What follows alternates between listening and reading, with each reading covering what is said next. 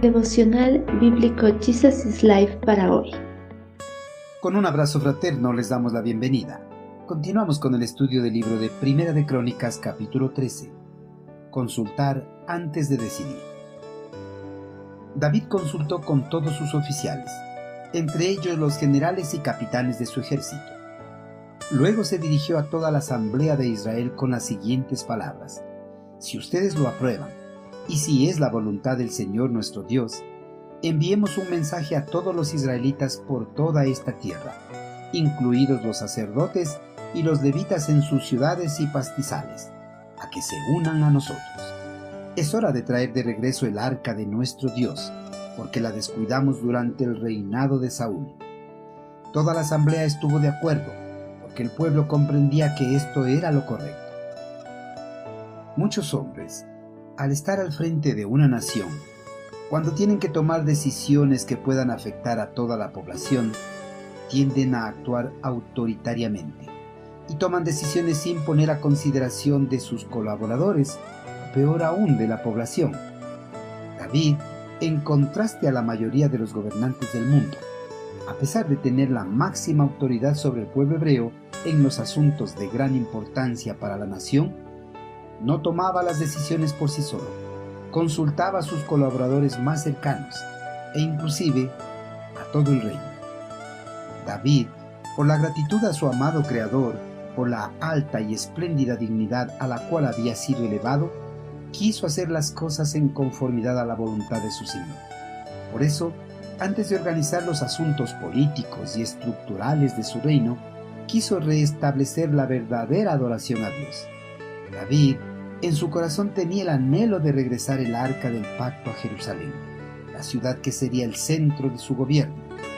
Durante el gobierno de Saúl, los filisteos capturaron el arca de Dios, la retuvieron por un tiempo y después la regresaron porque habían comprobado que era más un problema que algo útil para ellos. El arca llegó a tener reposo en la casa de Abinadab por alrededor de 20 años en Kiriat Jearim, una aldea localizada alrededor de 15 kilómetros al oeste de Jerusalén. En todo ese tiempo, Saúl y el pueblo hebreo habían mostrado total desinterés por el arca del pacto.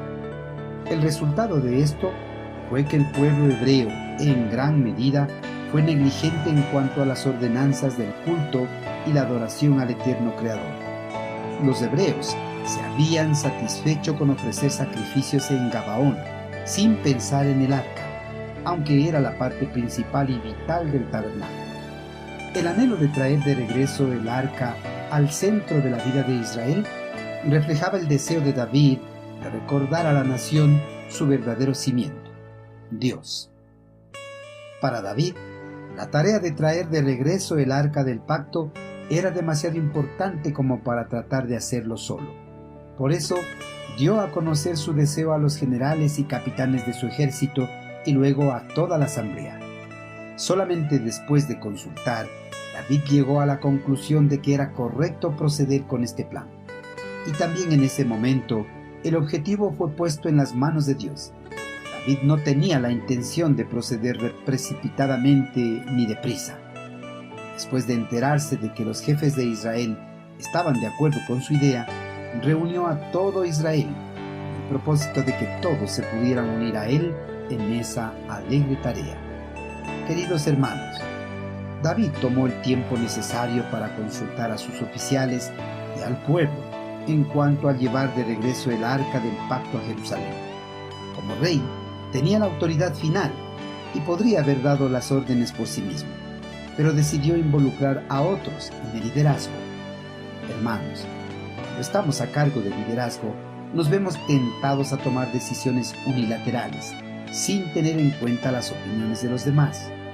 No obstante, como seguidores de Cristo, antes de tomar una decisión, debemos escuchar cuidadosamente las opiniones de los demás y alentar a otros a participar en la toma de decisiones. Por supuesto, antes de nada, primero debemos consultar siempre a Dios. Pon toda tu confianza en Dios y no en lo mucho que sabes. Toma en cuenta a Dios en todas tus acciones y Él te ayudará en todo. Proverbios capítulo 3, versículos del 5 al 6. Bendiciones.